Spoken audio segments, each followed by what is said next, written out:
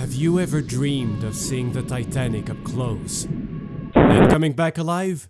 Well, forget about this commercial then. But if you're one of those individuals with no survival instincts, welcome aboard.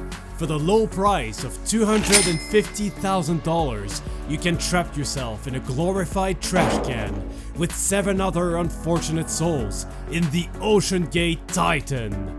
A submersible caught in more drama than the whole Kendrick Drake beat, has more red flags than a communist parade. Designed by our freshly graduated, underqualified team of engineers, it has state-of-the-art equipment, built with materials disapproved by every professional in the field. It has successfully never passed a single structural integrity test and never got certified, even to this day. Safety? Overrated. We operate solely on blind faith and vibes. Be part of our illegal dive, 8,000 feet deeper than the physical limit of any modern submarine. Join us for the ultimate immersive experience. You'll be part of history in more ways than one. Well, it's been more than a year since the incident, and boy oh boy was there a lot of information that was released. I cannot wait to dive into it, to study it and further break it down. We're gonna go over the multiple maritime laws that were violated to conduct this expedition. Then we'll take a quick look at their so-called innovative build and why it was doomed to fail from the start. We'll cover the search and rescue mission, a part I'll emphasize since it is more my field of expertise. And finally, we'll discuss the false virtues used in their propaganda and why I think these motivations were misplaced and straight up dangerous. Without further ado, let's dive into— No. Let's begin.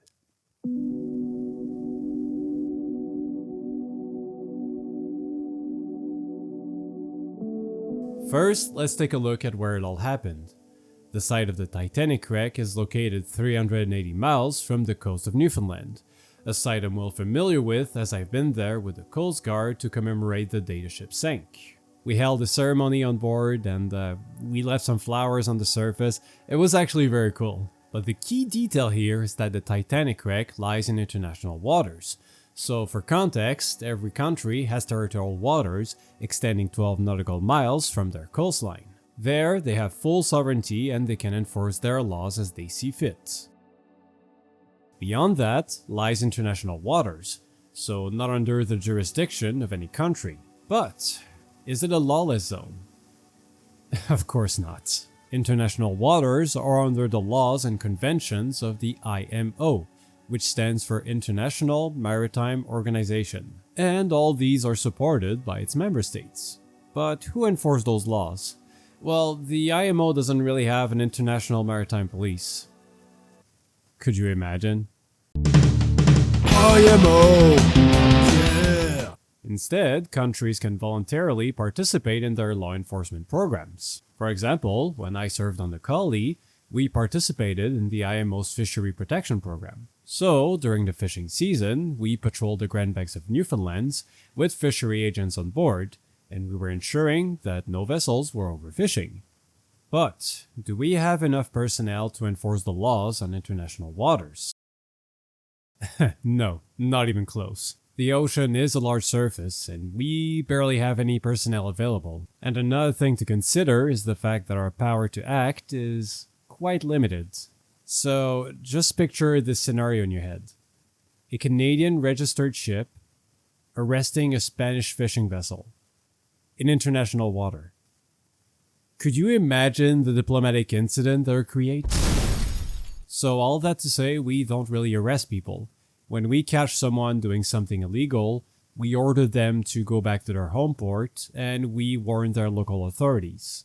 But the point is, it's hard to prevent a crime, and this limitation allows a lot of questionable activities to slip through.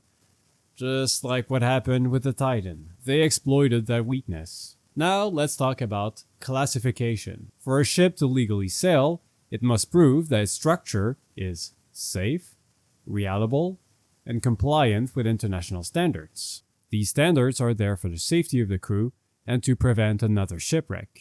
In 2019, OceanGate sought to classify the Titan through Lloyd's Register, a well-respected ship classification society, and they were promptly rejected.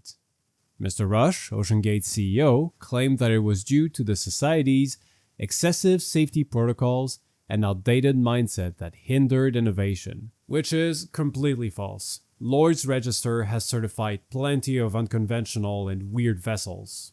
The real reason why they were rejected was because of the material they chose to build their vessel, which we will address later. But all that to say, because the Titan wasn't certified, it wasn't allowed to be used. Period. Heck, they weren't even allowed to leave port. So, how did they bypass that problem? Simple. They loaded the sub onto a certified ship and declared it as cargo.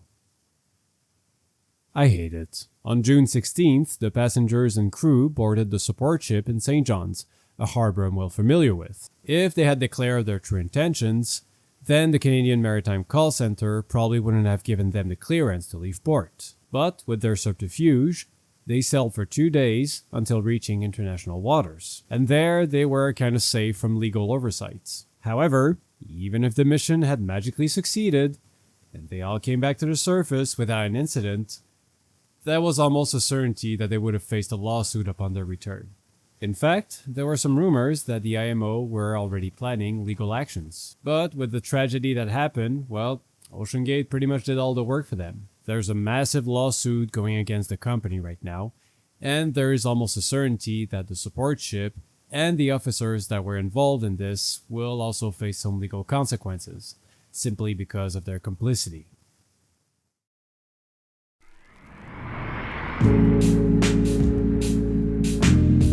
Now let's talk about the Titan's controversial build. So FYI, even with modern steel, submarines typically cannot go deeper than 4,000 feet. Now, there exist other types of submersibles that can go even deeper, like the one James Cameron actually took to see the wreckage of the Titanic. But this is a very special category of its own. They're mostly designed to go up and down. I could actually do a video on that one day. But all that to say, conventional submarines are usually limited to 4,000 feet deep. But fear not, OceanGate's claim to have discovered the miracle material that transcends all limitations: carbon fiber. I swear, nowadays you can just slap carbon fiber on anything and it makes it sound indestructible. House falling apart? Carbon fiber. Marriage on the rocks? Carbon fiber. More horsepower? Carbon fiber. That's not how that works. Weak. This feels emotionally unstable. Not carbon fiber. Walking on eggshells? Carbon fiber. A delicate balance? Carbon fiber. Carbon fiber? Carbon fiber. Now, to be fair, carbon fiber is a strong material, but when it comes to maritime and deep sea operation, there's an even more important property, which is flexibility. I have used that example in my other videos, but let's take a look at a steel corridor of a ship. As you can see, under heavy stress, it bends and deforms without breaking in order to absorb the energy. Carbon fiber, on the other hand, lacks that flexibility. And that's a severe problem because every time the Titan was deployed, the carbon fiber hull accumulated what we call cyclic fatigue. To illustrate this point, imagine a bundle of spaghetti. Together, they're quite strong, but as I apply pressure regularly, then one of them breaks, then another one, until I guess I'm eating spaghetti tonight. Then there's a viewport. So, Rule 101 of ship architecture. Whenever you pierce a hole in your structure, you just created 100 different problems. These areas must be heavily reinforced because they significantly weaken the overall integrity. That's why submarines, even the modern ones, still don't have viewports. But of course, the Titan needed a viewport for its tourists, and not a small one, just look at the size of it. But surely they reinforced it enough to withstand the crushing pressure of the depths, right? Wrong. Due to its non-standard experimental design, the viewport was only certified for a depth of 1,300 meters. Not even a third of the depth to reach the Titanic. Now, I just want to clarify, that doesn't mean that it would have shattered at exactly 1,300 meters. When they do these calculus, there's a bunch of factors like the safety margin. I also need to specify the Titan had conducted previous expeditions where they did actually reach the Titanic, with passengers on board. Among their 15 attempts, 4 were successful, so it's not like it was physically impossible to do, but my point stands, because they had no safety margin, every time they dived there, they were always on the threshold, always on the verge of imploding. Also, they had equipment malfunction on every dive, but they were mostly disregarded. One of the previous passengers described the experience as doing a kamikaze dive, and I think this is the best way to put it. Now let's take a look at the problems with the equipment. First of all, no transponder. Essentially, transponders are used for maintaining communication between a support ship and a unit that departs and returns from it. For example, when I worked with the Coast Guard, we used them with our helicopters. Every day, when the helicopter flew for a patrol, the transponder would send us data every 5 minutes, their position, speed, status. Also, if the helicopter made a sudden stop, like for example in the event of a crash, the transponder will alert us immediately. But don't worry, OceanGate found the perfect substitute. A cell phone. Yes, instead of using a transponder, they were relying on text messages to report their status. And by reporting their status, I mean they were simply texting OK. And not every 5 minutes, but every 15 minutes. For obvious reasons, this is not a safe and reliable way of communication. The frequency of a cell phone is not optimized for underwater use, and it is susceptible to interference. And another thing that I don't like is the fact that the pilot had to manually let go of the controls to text the message. In fact, it was reported that when they reached the deepest zone, the loss of communication with the ship was frequent, sometimes for more than an hour even. There was no automated system, no distress signal, nothing. I can't stress this enough. Maintaining a good monitoring and a good communication is crucial. And if that wasn't bad enough, the Titan had no GPS, and from what I've seen, no sonar either. Instead, the support ship monitored the Titan's position, calculated its relative distance and direction from the Titanic's wreck, and sent the updated course via, you guessed it, text messages. Just to put this in perspective, it's like driving on the highway, but blindfolded, and you have absolutely no idea of the obstacles around you or where you're going, and every 15 minutes you got your friend calling you to say, "Hey Vince, you're a little bit too far off left, go a little bit more to the right." Okay, cool. The foundation of navigation is based on the awareness of where you are, where you're going, and what are the obstacles around you. Speaking of which, throughout history, we've put a lot of effort into creating accurate charts and navigation tools precisely for this reason. Relying on delayed, secondhand information, sent by text messages no less, that's just straight up reckless. And then there's the infamous Xbox controller. Am I appalled by this?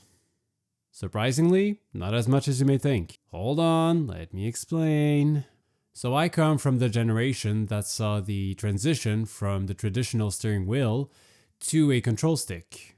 Quartermasters started piloting these gigantic ships using these tiny devices. And for the most part, it made their maneuvers more efficient. And in other fields, you see a similar setups, like for example, drones and bomb disposal robots, they use a similar gaming controller. Heck, even the US Navy uses Xbox controllers now to operate periscopes. And again, it simplifies the training and the operation. So in my opinion, regarding the control of a vessel is that as long as it feels simple and intuitive, it's fine. But one thing I don't like is the fact that it's wireless. Anything wireless has a chance of having a signal failure with the receiver. They claimed on television that they had 8 spare controllers, but It doesn't matter, that wouldn't fix a receiver malfunction. At the very least, the controller should have been hardwired directly into the system. Which brings me to my biggest concern. No backup system. Just to give you an example, on my ship, if the stick failed, we had the steering wheel connected to a different system. And if that failed, we also had the hydraulic wheel connected also to a different system. These are layers of failsafe, and they are there to ensure that you retain some control even if your primary steering system fails. But in my research, I found no evidence of any backup systems on the OceanGate Titan. And again, through my research, I didn't find any indication that they had an emergency water pump. Not that it would have changed anything, but I find it crazy that they didn't have any contingency for just even a small leak. And I guess that just summarizes my old issue with their design. No plan B, no contingencies, no fail-safes, just blind faith.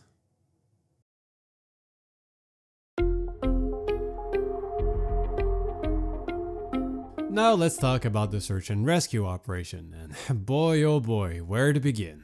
So just to go back to our little story, the officers aboard the support ship stopped receiving text messages from the Titan.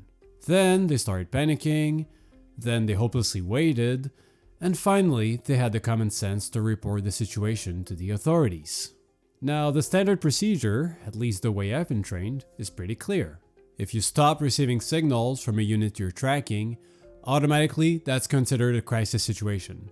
On my ship, if I didn't receive any updates from the transponder for 15 minutes, I would try to call the helicopter via radio. And if there's no response, that's a full-blown emergency. You call the captain, the distress center, every ship in the area. This is now a life or death situation. But what about them? After losing contact with the Titan, how long did it take them to alert the authorities?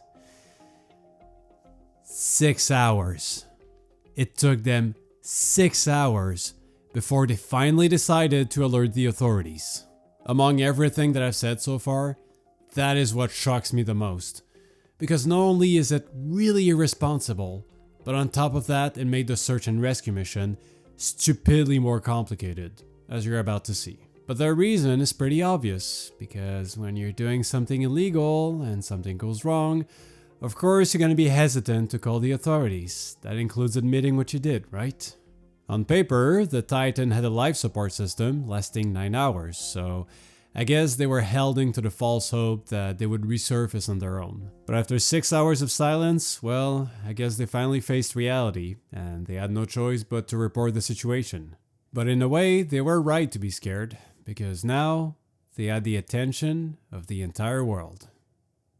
It was an intense, multinational effort. Out of the Atlantic Ocean, there are a lot of people still holding out hope. However, it has become a really desperate situation. So a story of really gross incompetence and negligence. So we're working very closely at this point to locate the submersible and rescue those on board. Time moves on and the oxygen on board the Titan possibly runs dry. Trying to understand what did happen, was there negligence involved? The Titan submersible was owned by an American-based company called OceanGate.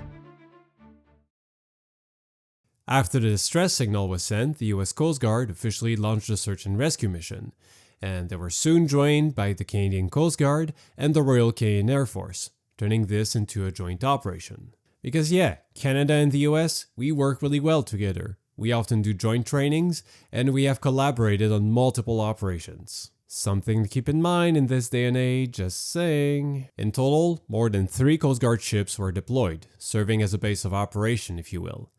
And then 5 aircrafts were deployed to assist in the search. While this is not the largest search and rescue operation in history, it's not nothing either, it's quite large. Now, aircrafts are incredibly useful during a search and rescue mission, because they cover more ground quickly, but more importantly, they provide an aerial view, something you don't get from a ship. However, the challenge in this case is just the sheer size of the search perimeter. So when you plan your search and rescue mission, the first thing you need to do is to trace your search perimeter. The way to do it is by placing the last known position of the ship you're looking for, and then calculate the radius based on the strength of the currents and the time that has passed. Now in this case, yes, the currents are quite strong in this area, but to top it off, because they waited 6 hours, they made the search radius ridiculously large. How much was it again? Yeah, 26,000 kilometers square.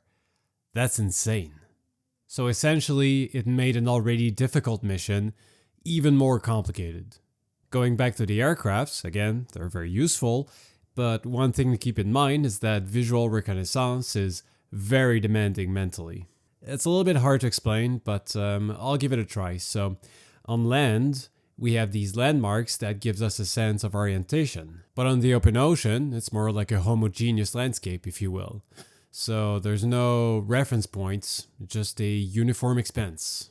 And this makes it very difficult for the brain to process spatial progression. Just to give you an example, if I were to scan my room, my brain would process that, okay, I'm going from the painting, to the camera, to the window, to my bed. But scanning the open ocean is like scanning a blank canvas, up, down, again and again and again.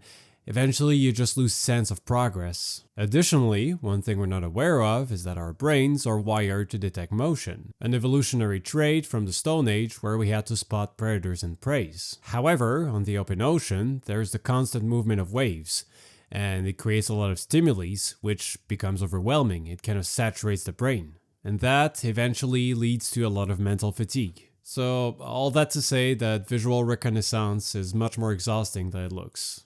And to top it off, the US Coast Guard indicated that the search and rescue mission was difficult because of the remote location, weather, darkness, sea conditions, and water temperature. Just to talk about the remote location, the aircrafts already burned a significant amount of fuel just to get on site, and so that limited their operational time before they had to go back for refueling. So again, it's just to show the complexity of the logistic for this mission. So, after an entire day of searching, the submarine was not located on the surface. A Canadian aircraft eventually spotted a white floating object, but this was later determined to be unrelated to the Titan. At this point, the US Coast Guard has to face the harsh reality. The Titan had not resurfaced. This meant that they now had to do an underwater search, which, as you can imagine, is much more complicated. Typically, when the Coast Guard searches for a wreck on the seafloor, they rely on sonars. However, at this extreme depth, it's almost impossible to obtain an accurate scan. Normally, submarines mitigate this by using an acoustic beacon, which allows sonars to detect their location underwater. But of course, the Titan didn't have one. Why am I not surprised? As a result, the ships were forced to scan the area repeatedly, hoping to get the faintest sound of a metal structure. But also, a little reminder, the Titanic itself, an enormous metal structure, is also there. So even if they got a ping, that wouldn't have meant much. So that was clouding the sonars around that sector. Fortunately, at this stage, the US and Canadian Coast Guard received some much needed luck. 3 commercial ships arrived to assist. So, little known fact, during a maritime distress situation, every ship in the area is legally obligated to provide assistance. Doesn't matter if it is a fishing vessel or a commercial ship, they have to alter their course and provide assistance. And among these 3 ships, the most crucial one was by far the pipe-laying vessel Deep Energy. Why is that? Well, because it had on board 2 remotely operated vehicles, or ROVs, and they also had specialized equipment capable of operating at extreme depths. Now that was a game changer. Again, on paper, the Titan had a 9-hour life support capacity. By this point, we're long past that. But even then, the US Coast Guard continued to classify the mission as a search and rescue operation, and not a wreckage recovery. Why is that? So technically, as long as you keep searching for the bodies, you can still consider it a search and rescue operation. But what I think the real reason might be, so if the operation was reclassified as a wreckage recovery, then the Deep Energy wouldn't have any legal obligation to stay on site. And therefore, the Coast Guard wouldn't have access to their fancy toys anymore. So maybe that was the strategy behind it, but who knows. So 2 more days have passed, and the ROVs have done a solid job mapping the area. Additionally, the Canadian Coast Guard deployed 341 sonobuoys. But despite these efforts, they still haven't found the wreckage. The obvious reason is that 2 ROVs are simply not enough to scout the entire perimeter. So eventually, a third ROV arrived, the Odysseus 6K, carried by the Horizon Arctic, which I find quite ironic because they used to be the support ship of the Titan on their previous expeditions. How interesting. But anyways, with 3 ROVs now in operation, they were able to cover more ground. And on June 22, the wreckage of the Titan was finally found. Following this discovery, the search and rescue mission was officially concluded. Shortly after, both the Canadian and US federal governments announced that they would launch an investigation into the incident, with support from France and the UK. As I mentioned earlier, the investigation will also include the MV Polar Prince, which I must admit it's a bit embarrassing for me because it is a Canadian registered ship. Also, I just want to point out that both the US and Canadian Coast Guard were absolutely admired by other countries and institutions, just by how professional and efficient they were. Am I biased? Well, of course I am, but I mean, come on. You gotta give credit where credit is due, right? All in all, this operation cost the US government $1.6 million. And as for Canada, over $3 million.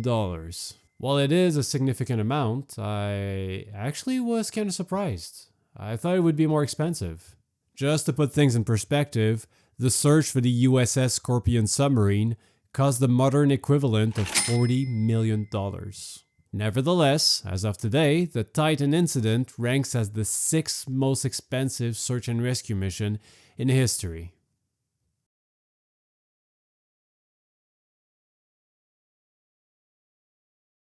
Now I want to address the many claims made by Mr. Rush, as well as the mindset behind this project, and why I think there was nothing virtuous about it. But before I begin, I just want to make my intentions clear. I know I've been vindictive so far in this video, and let's be honest, very silly. However, for this part, I want to address the topic with respect for those involved in the tragedy. When discussing the Titan as a project, I have no problem talking bad about it, all day long, but I don't have any intention of speaking ill of the dead.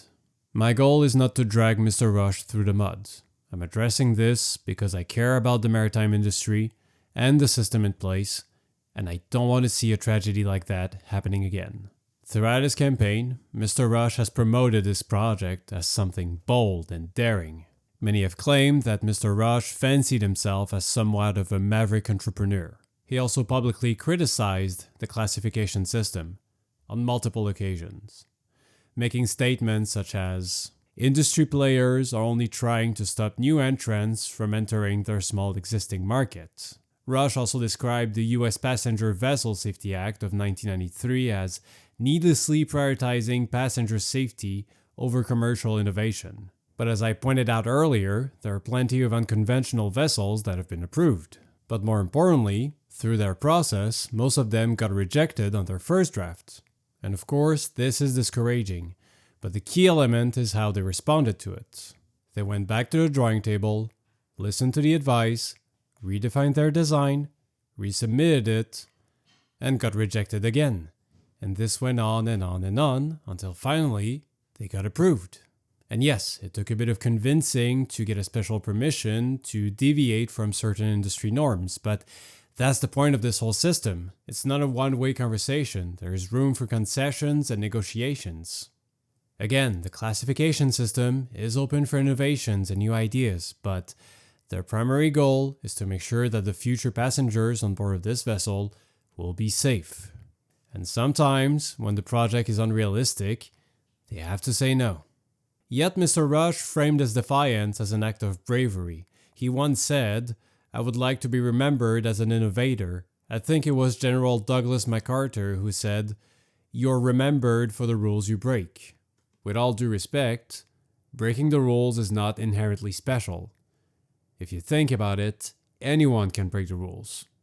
Whether for greed, or ambition, or desperation, breaking the rules doesn't make you brave. The real question you need to ask yourself is, did you break the rules because they were fundamentally flawed, or because that was the fastest and easiest way to get what you wanted, and you need to be honest with yourself. Rush also claimed that the vast majority of maritime and aviation accidents are a result of operator error, not mechanical failure. On that point, he's partially right. Human error is in fact the leading cause of most accidents. But what he fails to say is that most accidents that are due to this are most of the time manageable. But the real tragedies, the real catastrophes, are usually the result of a structural flaw. The best example? The Titanic. Yes, the collision with the iceberg was mostly due to human error, but the reason why it sank so fast was because the watertight bulkheads, which are designed to contain a flood, didn't extend all the way up to the upper deck. And when asked for potential danger for his expedition, Mr. Rush stated, "If you want to be safe, don't get out of bed, don't get in your car, don't do anything. At some point you're going to take some risk." And it really is a risk-reward question. Once again, he's partially right. Any new design involves a certain level of risk. And to a certain extent, just going at sea involves a lot of unknown factors. There are times in our lives when we are in uncharted waters. And when we're there, decision-making becomes sort of subjective. But even there, it's important to make the distinction between a reasonable risk and a reckless decision. So how can you tell the difference? Wisdom. Wisdom will tell you if you're on the right track. And wisdom comes by knowing yourself and being honest with your motivations. Do you have a respect for the dangers ahead, or are you driven by pride and arrogance? And this requires introspection. Secondly, did you gather as much data as possible before making your decision? Did you at the very least seek a second opinion? Like, did you listen to the concerns of experts and professionals? From what I've seen from my research, I don't believe that was the case here. Multiple respected engineers, experts with years of experience, warned Mr. Rush about major flaws in his design. Some even begged him not to take passengers, warning that their lives would be at risk. But instead of considering their concerns, Mr. Rush usually responded defensively, saying stuff like, "I take this as a serious personnel insult." And he even threatened some with legal action. And ultimately, I don't think it was just a case of misplaced ambition. From what I've seen in my research, there were financial factors as well. Like, maybe I'm reading too much into it, but I see a lot of signs that OceanGate was struggling financially. The Titan was an expensive project, years in the making, but they never got approved, and therefore they never had a return on investment. And when they approached the potential customers, they reassured them by saying that the expedition would be safer than crossing the street.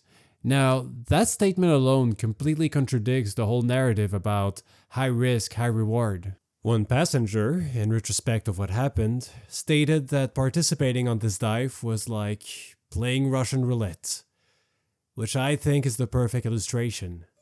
And that to me sounds like a desperate gamble, just going all in, putting all your chips on the table, not even looking at the cards in your hand, and just hoping for the best. And in that case, well, that resulted in a catastrophe.